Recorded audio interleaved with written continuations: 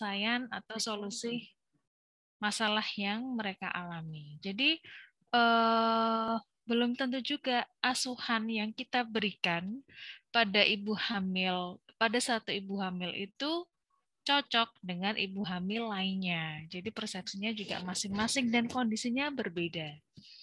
Seperti itu. Misalnya pada ibu hamil dengan keluhan tadi sering kencing. Padahal beliau sudah pernah ada riwayat ISK. Dengan ibu hamil B yang sering kencing tetapi belum ada riwayat ISK. Nah, ini juga persepsinya masing-masing ya. Pasti kondisi psikologi juga mempengaruhi. Mungkin ada trauma dalam penanganan masalah itu. Jadi berbeda tiap orangnya. Dan yang saya lihat tadi pertanyaannya pada intinya hampir sama ya. Apakah ketidaknyamanan ABC menimbulkan komplikasi pada ibu ataupun pada janin? Pada intinya sama ya. Yang perlu digarisbawahi di sini adalah ketika ketidaknyamanan itu tidak dapat dikurangi dengan asuhan yang kita berikan atau tidak mempunyai dampak ya ketika kita memberikan asuhan ternyata tidak berkurang atau bahkan malah lebih parah. Nah, ini dapat mengarah ke komplikasi. Misalnya ketika ISK ya, ISK bermula dari misal sering kencing. Nah, kalau ternyata asuhan yang kita berikan pada ibu hamil dengan keluhan sering kencing tidak disertai dengan penanganan yang tepat, ini dapat menimbulkan resiko komplikasi, contohnya infeksi saluran kemih. Karena apa? Kita tahu uretra dari wanita itu lebih pendek dibandingkan uretra laki-laki yang lebih panjang. Jadi, besar kemungkinan bakteri itu lebih mudah masuk ke dalam saluran kencing pada wanita. Dan ketika misal cara cebok kita yang salah, kemudian sebelum kita cebok itu tangan kita juga belum tentu bersih. Dengan seringnya berkemih, berarti dengan kata lain kita juga akan sering menyentuh organ sekitar organ kewanitaan ya. Nah, apabila tangan kita tidak bersih, kemudian cara cebok kita yang salah, itu juga dapat meningkatkan resiko terjadinya ISK. Jadi kita berpikirnya secara rasionalnya seperti itu ya. Kenapa kok sering pipis bisa menyebabkan ISK? Ya itu tadi, kalau sering pipis otomatis kita juga sering menyentuh organ yang dekat dengan organ reproduksi. Nah, kalau tangan kita kotor, kemudian ceboknya kita salah, tidak dari depan ke belakang, kemudian pakaian dalam yang kita gunakan ternyata mudah sekali menyebabkan lembab. Nah, hal-hal seperti itulah yang dapat meningkatkan resiko ISK. Jadi asuhan yang diberikan pada ibu hamil itu harus sesuai dengan kebutuhan, harus tepat. Nah, kalau tidak tepat penanganannya ya malah dapat menimbulkan komplikasi. Paham sampai sini ya? Itu contohnya yang ISK tadi, yang sering kencing. Nah, sebenarnya juga pertanyaan tadi seperti Braxton Hicks, kemudian kram perut, varises. Saya ulangi lagi ya, kalau ketidaknyamanan itu sering kali berulang terjadi dan lebih parah, maksudnya terjadi peningkatan keparahan, ya dapat menyebabkan komplikasi. Terus juga tadi ada hipertensi, sudah dijelaskan oleh kelompok ya. Jawabannya sangat tepat sekali. Hipertensi pada ibu hamil ini berbeda dengan hipertensi pada orang biasa. Kita tahu saluran atau sistem kardiovaskuler pada ibu hamil ini berhubungan dengan transfer nutrisi pada janin atau pada bayi. Nah, kalau misalnya pembuluh darah yang digunakan sebagai transportasi untuk mengalirkan darah yang kaya oksigen, untuk mengalirkan nutrisi pada bayi tidak sesuai atau tidak sehat, ini sangat mengganggu aliran darah yang harusnya didapatkan maksimal oleh janin. Sehingga yang harusnya misalnya asupannya harusnya 100%. Tetapi karena terjadi gangguan pada pembuluh darah, entah terjadi pembuluh darah yang rapuh atau pembuluh darah yang menyempit, jadi asupannya tidak dapat maksimal 100%, berkurang. Nah, kekurangan inilah yang ketika diakumulasi bisa menyebabkan terjadinya gangguan. Seperti tadi dijelaskan adalah IUGR atau keterlambatan dalam perkembangan janin yang ada di dalam perut. Nah, kalau misalnya hal itu terjadi terus-menerus tanpa ada pemantauan dari tenaga kesehatan, maksudnya tambah terjadi keparahan, hal ini bisa menyebabkan terjadinya keguguran. Ya, hubungannya seperti itu. Sampai sini paham? Ya, oke, mengangguk semua ya. Oke, kesimpulannya paham semua.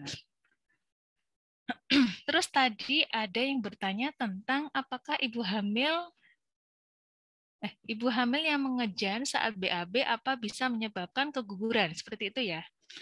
Kalau secara langsung, mengejan saat konstipasi itu tidak menyebabkan keguguran, tetapi akan memperparah terjadinya varises yang ada di anus.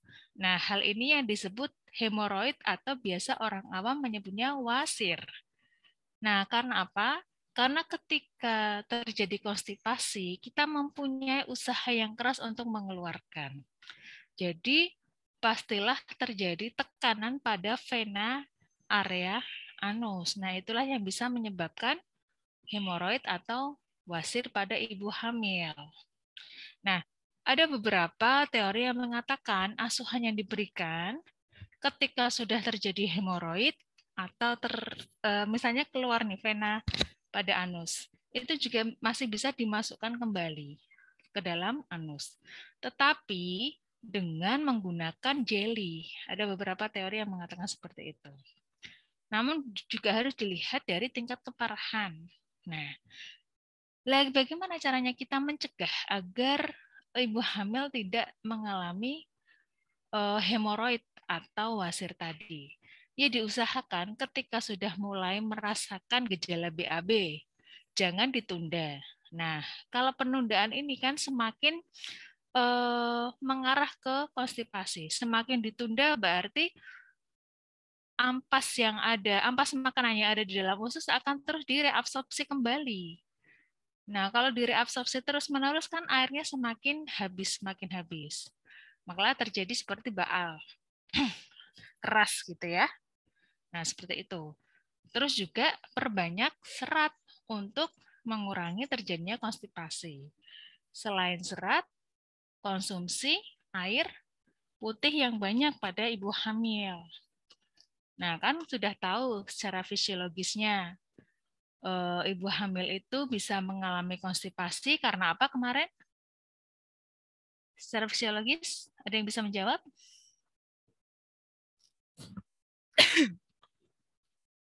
Ada yang bisa menjawab?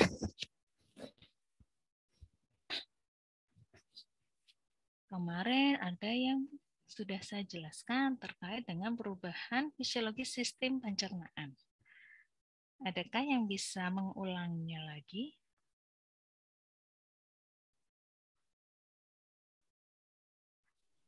Izin menjawab, Ibu. Iya, Mbak Isna. Terjadi karena peningkatan hormon progesteron, Ibu. Ya, peningkatan hormon progesteron efeknya ke dalam sistem pencernaan bagaimana, Mbak?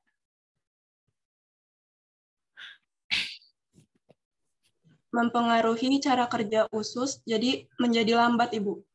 Ya, berarti menurunkan motilitas pada usus. Nah, kerja ususnya semakin lambat, berarti peristaltiknya juga akan melambat. Sehingga waktu pembuangan yang ada di usus akan lebih lama. Nah, makanya feses terjadi penumpukan ya di organ sistem pencernaan seperti itu. Ya, selain itu juga konsumsi dari tablet FE itu juga bisa meningkatkan terjadinya konstipasi. Ya, terus juga hasil dari konsumsi tablet FE itu bisa dilihat dari feses ibu hamil itu lebih berwarna hitam. Jadi kuning kehitaman. Ya, kalau ada yang mengeluhkan ibu hamil, kok saya mengalami konstipasi. Terus juga kenapa BAB saya berwarna lebih kehitaman. Nah, ini bisa dikarenakan konsumsi tablet FE. Nah, kalau misalnya ibu hamil masih mengalami konstipasi terus-menerus, kita mungkin bisa memberikan jeda dalam konsumsi tablet FE. Ada teori yang mengatakan konsumsi tablet FE lebih dari 45 mg per hari itu juga bisa meningkatkan resiko konstipasi. Ya, ketika konstipasinya sudah bisa teratasi, konsumsi tablet FE bisa dilakukan kembali. Seperti itu. Mungkin ada lagi yang mau bertanya sebagai tambahan dari ada yang belum sempat bertanya ya. Saya lihat tadi banyak sekali yang mau menanyakan.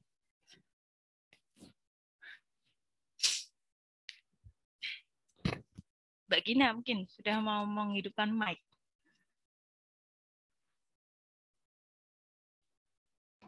Izin masuk Ibu, izin bertanya. Tadi sempat ingin bertanya kepada kelompok 9, pertanyaannya itu kan tadi disebutkan bahwa penyakit lain, penyebab faktor dari penyakit lain itu, penyebab faktor risiko terjadi CTS itu adalah hipertensi. Nah, Gina tuh ingin bertanya, mengapa hipertensi bisa menjadi penyebab faktor risiko terjadi CTS seperti itu? Ya. CTS tadi singkatannya apa Mbak? Mungkin dari teman-teman lain belum tahu CTS. Carpal tunnel syndrome, Ibu. Ya, carpal tunnel syndrome ya. Sudah tahu Mbak Gina apa itu CTS tadi dijelaskan oleh kelompok?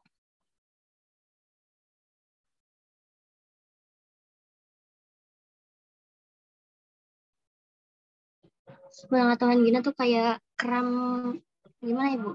Ya, biasanya ada sensasi kesemutan atau terasa baal pada area pergelangan tangan, area tangan.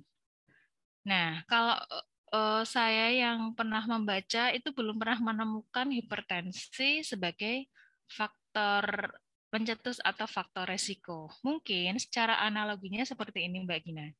Karena itu kesemutan ini juga berkaitan dengan sistem persarafan. Nah, sistem persarafan ini juga berkaitan dengan sistem kardiovaskuler.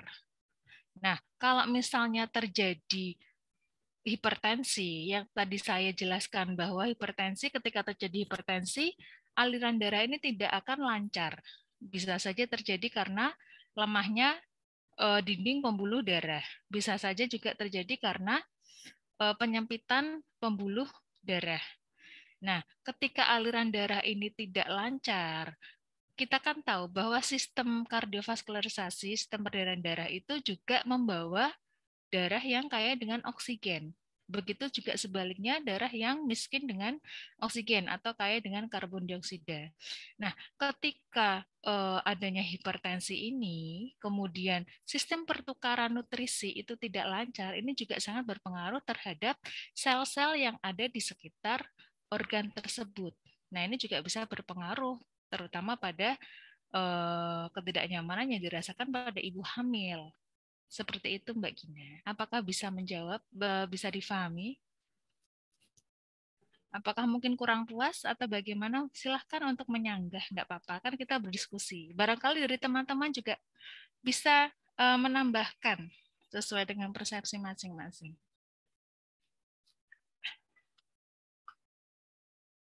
Mbak Gina, bagaimana? Untuk misalnya kita menemui ibu hamil yang seperti itu, Ibu. Kita sebagai bidan, tindakan pertama yang harus dilakukan itu menyarankan untuk bagaimana, Ibu? Gimana? Putus-putus. Kita sebagai bidan menyarankan ibu hamil yang mengalami CTS itu tindakan pertamanya itu seperti apa, Nji? Ya, kita harus tahu dulu nih, kita harus bedakan apakah itu hanya semutan biasa atau mungkin hanya sekedar apa ya, penumpukan dari rasa tekanan yang ada di saraf sekitar tangan, Mbak.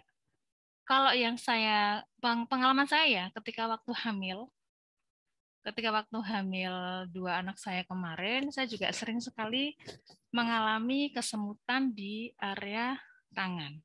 Cuman yang masih menjadi pertanyaan juga nih, saya masih sama-sama belajar, sampai setelah saya melahirkan, itu masih meninggalkan rasa kesemutan. Nah, beberapa saran yang bisa dilakukan, mungkin dengan latihan rutin, contohnya kan ada senam hamil. Nah, exercise ringan itu kan tidak hanya bermanfaat untuk area uterus, area ekstremitas bawah yang bisa menghindari udem, kemudian varises, kemudian juga kram, tetapi juga bisa berfungsi melancarkan aliran darah yang ada di seluruh tubuh kita, terutama ketika hamil. Jadi exercise ringan bisa dilakukan Mbak untuk mengurangi gejala tersebut. Exercise ringan di sini ya mungkin bisa pemanasan 10-15 menit, cukup menggerak-gerakkan tangan, atau mungkin bisa rutin mengikuti senam Kegel. Kalau lebih ringan lagi juga bisa mengikuti prenatal yoga. Pernah mendengar prenatal yoga? Nah, ini juga bagus sekali efeknya. Selain mengurangi ketidaknyamanan yang biasa dirasakan pada ibu hamil, juga bisa meningkatkan persepsi yang bagus secara psikologis pada ibu hamil. Misal biasanya ibu hamil itu ada yang mengalami persepsi-persepsi negatif menjelang menjelang persalinan. Ada yang merasa cemas, terutama pada primigravida. Kemudian ada yang ketakutan bagaimana nanti anaknya lahir. Nah, prenatal yoga ini membangun nilai-nilai positif yang tidak diharapkan ketika terjadi persalinan. Ya, ketakutan-ketakutan itu akan hilang ketika ibu bisa membangun energi yang positif. Seperti itu Mbak Gina, mungkin yang bisa saya share. Ji, Bu, terima kasih. Sama-sama. Ada yang lain mungkin?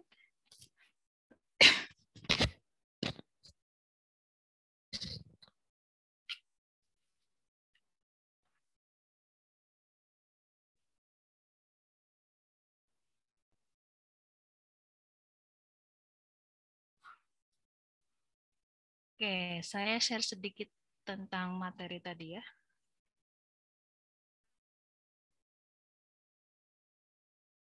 Ini hanya mengulang saja dari kelompok.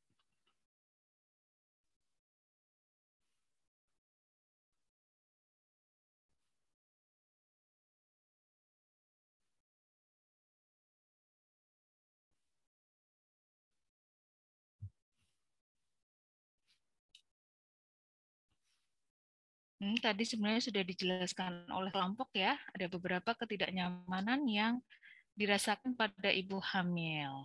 Nah, ini dengan solusinya, maksudnya asuhan yang kita berikan itu seperti apa? Sakit kepala pada ibu hamil itu lumrah, masih wajar ya, karena pada ibu hamil itu juga bisa mengalami hipotensi, di mana tensinya memang reda, apalagi terjadi ketika perubahan pergerakan yang sangat cepat pada ibu hamil ya, dari duduk ke berdiri, dari bangun tidur ke berdiri. Nah, ini juga bisa menyebabkan sakit kepala. Namun yang perlu diwaspadai ketika terjadi sakit kepala yang menetap. Menetap di sini ketika mungkin sudah diobati tidak berkurang, kemudian sudah istirahat tidak berkurang. Nah, hal ini yang perlu diwaspadai. Kalau memang tidak bisa mengurangi gejala sakit kepala ketika sudah ada upaya yang dilakukan, misal istirahat, teknik relaksasi, minum obat, paracetamol, misal. Nah, ini perlu diwaspadai, harus segera konsultasi dengan dokter. Nah, kadang kita saja ya, kita yang orang biasa tidak hamil. Sakit kepala itu wajar terjadi. Misal ketika terjadi kelelahan, kemudian bisa menyebabkan suplai oksigen yang ada di dalam otak kita berkurang. Nah, itu juga bisa menyebabkan pusing, sakit kepala. Kemudian kurang tidur. Nah, ini juga bisa menyebabkan memicu terjadinya sakit kepala. Atau mungkin terjadi kurangnya nutrisi. Nah, selain suplai dari oksigen, otak ini kan juga butuh nutrisi. Nah, nutrisi itu didapatkan dari asupan makanan yang kita konsumsi. Nah, seperti itu. Ketika kita menghadapi keluhan-keluhan ibu hamil, kita harus tanyakan terlebih dahulu, pola aktivitasnya seperti apa? Jangan-jangan ibunya pusing itu hanya karena kelelahan, atau jangan-jangan cuma karena kurang tidur. Ya, biasa ya ibu hamil itu kurang tidur wajar. Mungkin malamnya sering pipis, nah jadi terbangun terus, makanya kurang tidur. Mungkin ibu hamilnya ini juga masih punya anak balita yang tidurnya mungkin pola tidurnya belum teratur. Nah, kita juga perlu mengkaji. Kalau misalnya semua upaya sudah dilakukan, sudah dipantau ternyata masih terdapat sakit kepala, nah itu juga perlu dikonsultasikan ke dokter. Oke. Kemudian sakit punggung atas dan bawah. Nah, ini juga wajar sekali terjadi. Kalau sakit punggung bagian atas biasanya terjadi karena perubahan struktur payudara. Dalam hal di sini adalah payudara mengalami pembesaran karena terjadi vaskularisasi. Jadi ketika payudara membesar saat hamil, kemudian beranya tidak bisa menopang dengan bagus. Misalnya ukuran sebelum hamil itu 36. Tetapi ketika hamil payudara membesar, beranya tetap dipakai 36. Nah, ini kan tidak nyaman sebenarnya. Terjadi penekanan pada area payudara. Nah, bra yang tidak bisa menyangga atau tidak bisa menopang dengan baik pada payudara ini bisa menyebabkan nyeri punggung bagian atas.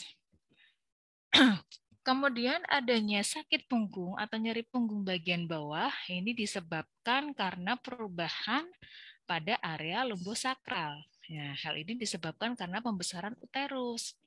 Nah, yang bisa kita lakukan apa? Nah, tadi ya, yang pertama untuk sakit punggung atas bisa menggunakan BH yang bisa menopang atau sesuai dengan ukuran. Kalau misalnya terjadi pembesaran ya kita kenakan BH yang sesuai dengan ukuran. Misal 36 sebelum hamil, ketika hamil jadi 40 ya kita gunakan yang 40. 40 ini biasanya tidak berubah ketika menyusui. Nah, ketika menyusui juga pembesaran payudara ini masih terjadi, terutama pada masa-masa nifas hari-hari pertama. Kemudian jaga postur tubuh yang baik. Nah, ini terkait dengan body mekanik yang bagus pada ibu hamil. Kalau misalnya mengambil barang yang biasanya kita dengan langsung membungkuk, nah kalau pada ibu hamil bisa dilihat di contoh ya, bisa dengan membuka kedua paha yang lebar baru kita mengambil barang, tidak langsung membungkuk, karena itu akan menyebabkan sakit punggung bagian bawah. Nah, kalau misalnya dengan membuka kedua kaki secara lebar itu yang menopang adalah kakinya, bukan punggungnya. Jadi body mekanik yang bagus harus kita pelajari juga. Kemudian cara duduk yang bagus pada ibu hamil dengan tangan berada di paha, kemudian usahakan punggungnya bersandar. Pada ibu hamil kalau mau duduk ya cari tempat duduk yang ada sandarannya karena untuk menopang punggung.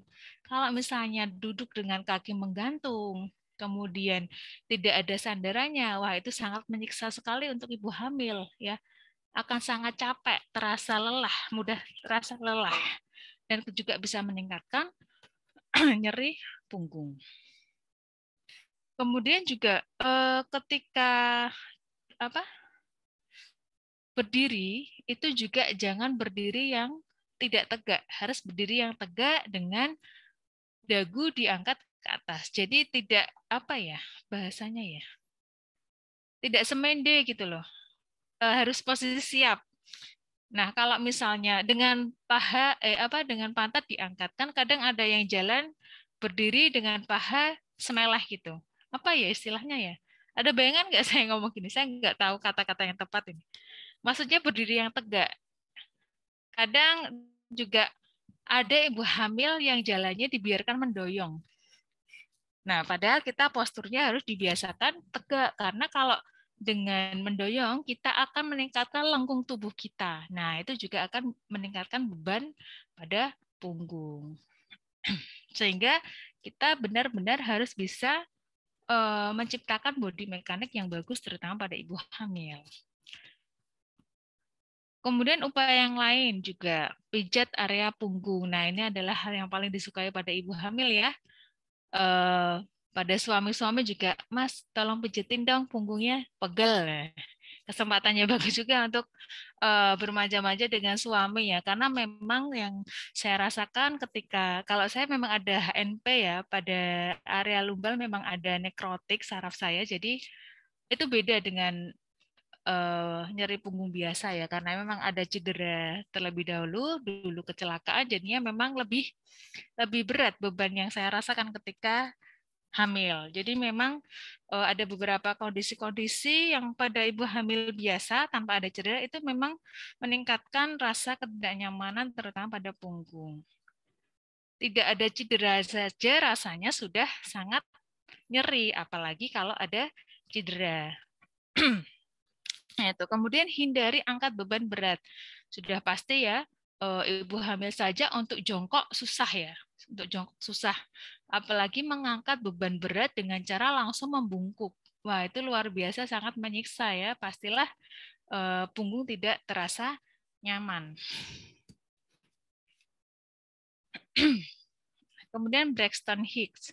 Ini adalah kontraksi palsu ya yang tidak menyebabkan pembukaan pada serviks, pada area leher rahim. Kemudian juga tidak terasa nyeri seperti kontraksi yang saat persalinan. Kemudian juga durasinya atau ritmenya tidak teratur. Nah, ini juga terkadang muncul dikarenakan ibu hamil itu kelelahan. Nah, yang bisa kita lakukan, ya kita harus mengurangi rasa kelelahan itu dengan cara istirahat. Atau mungkin dengan teknik terbaru dengan cara relaksasi. Terkadang juga ibu hamil perlu sekali untuk mengambil me time mereka ya dengan cara mungkin mendengarkan musik-musik relaksasi. Atau sekarang ini bisa dikombinasikan dengan aromaterapi plus teknik relaksasi. Nah, itu sangat nyaman sekali. Yang mempunyai dampak positif juga terhadap psikologis bayi dan psikologis ibu hamil.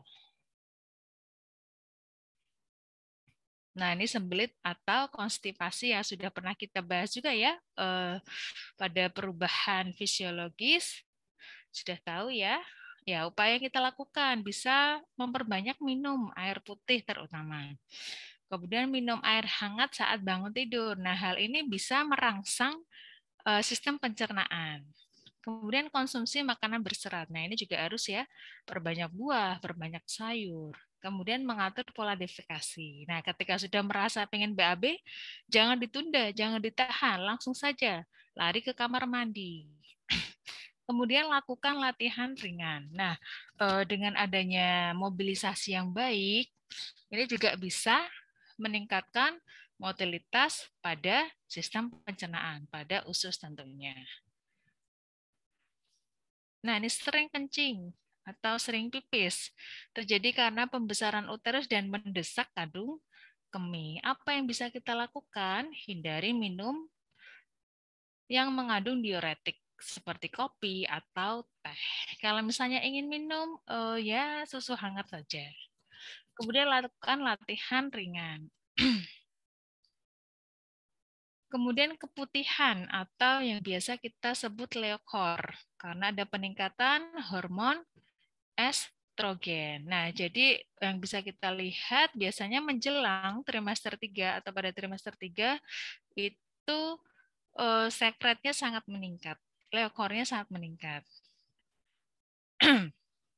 Nah, jadi ya perlu kita berikan edukasi kepada ibu. Kalau misalnya kita tidak terjadi keputihan saja, kita sering mengganti celana dalam. Apalagi kalau terjadi keputihan.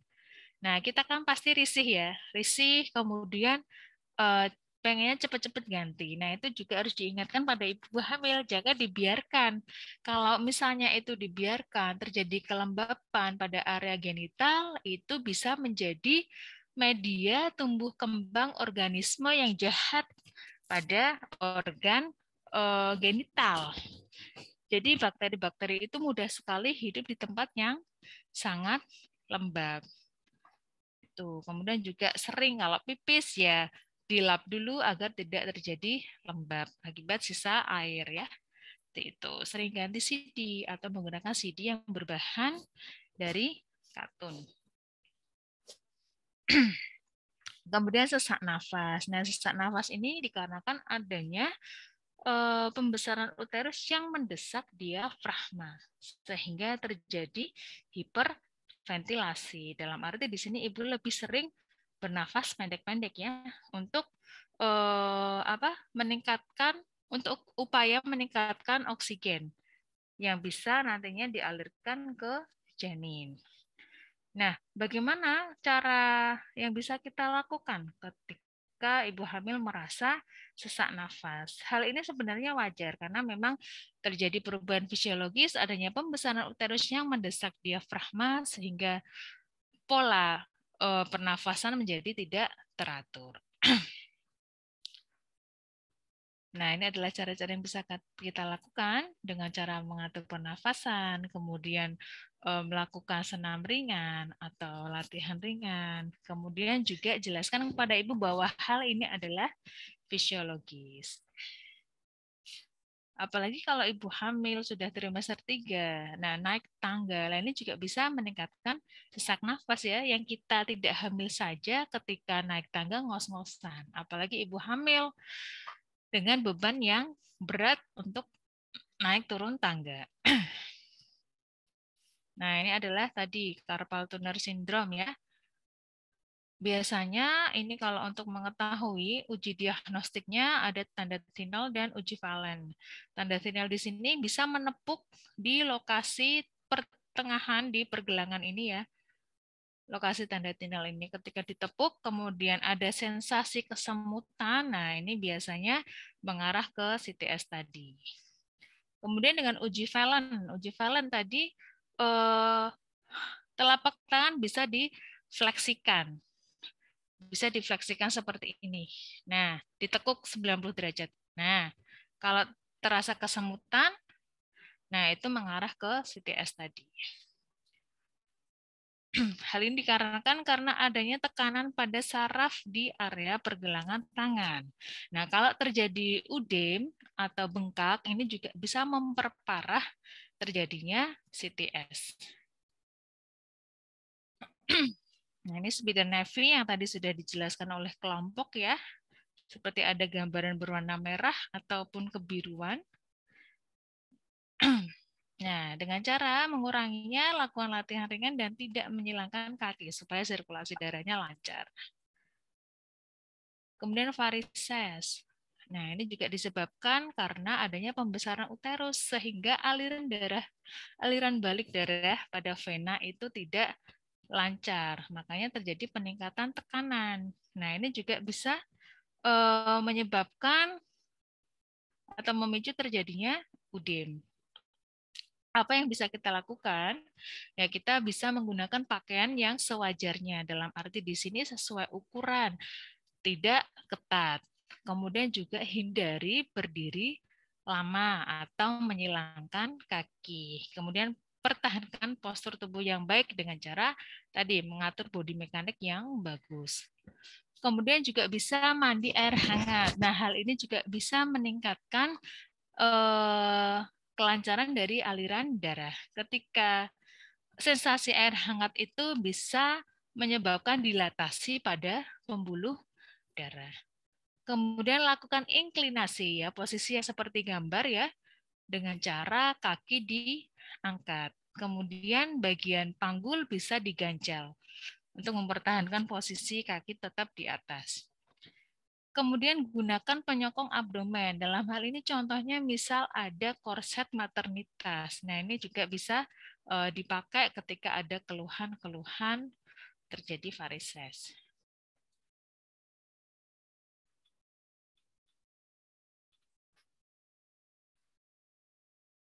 Terjadi kram kaki. Nah, ini sama sebenarnya ya dengan terjadinya varises karena kram ini sebenarnya juga dipengaruhi oleh aliran darah serta kemungkinan terjadi penurunan dari elektrolit yang ada di tubuh ibu hamil. Terjadi peningkatan fosfat atau penurunan sodium. Nah, ini juga bisa menyebabkan terjadinya kram. Kemudian apa yang bisa kita lakukan? Bisa dengan cara meluruskan kaki dan tekan tumit sering-sering untuk menghindari terjadinya kram. Kemudian Kegel exercise atau senam hamil. Kemudian anjurkan ibu untuk menekuk kaki secara teratur, meluruskan dan menekuk secara teratur. Kemudian dengan konsumsi kalsium, magnesium, dan natrium. Ini adalah elektrolit yang dibutuhkan oleh tubuh.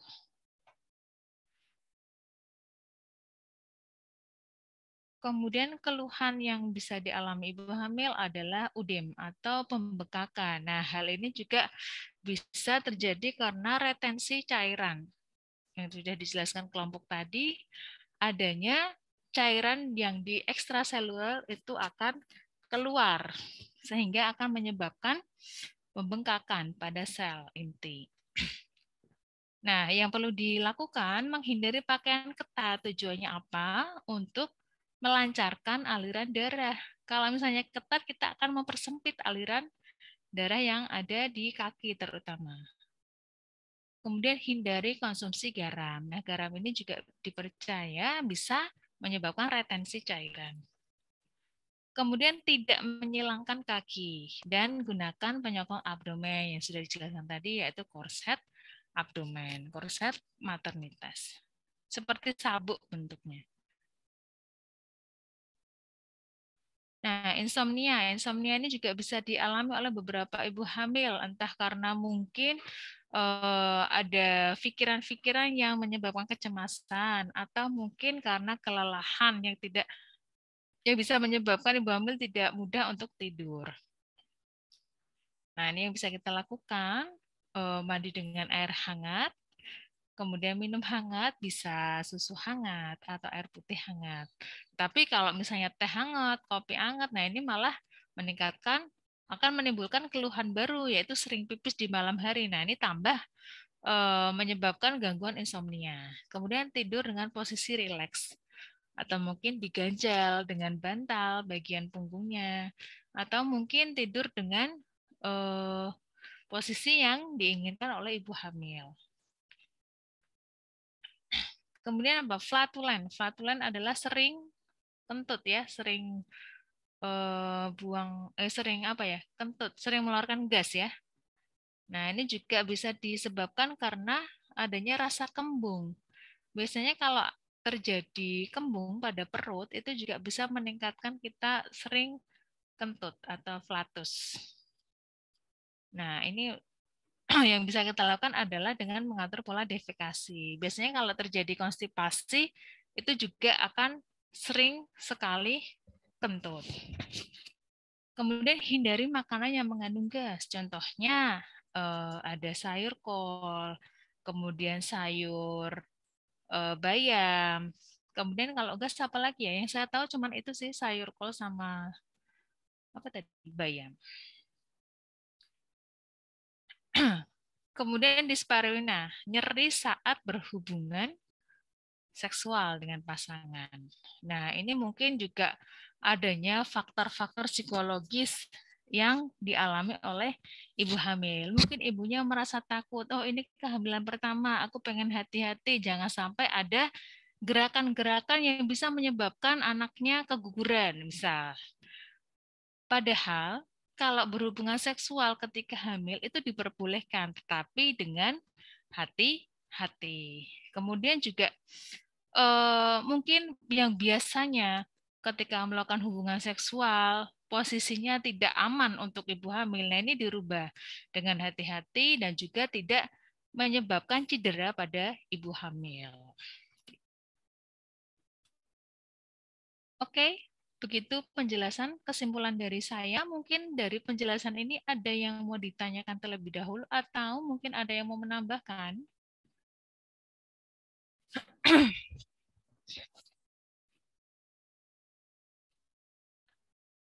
Ada yang mau menambahkan?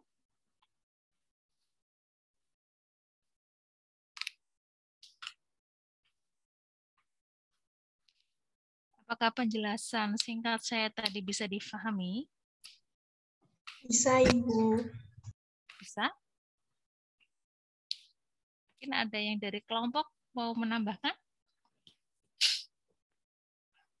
Atau mungkin menanyakan, nggak apa-apa, nggak usah malu-malu.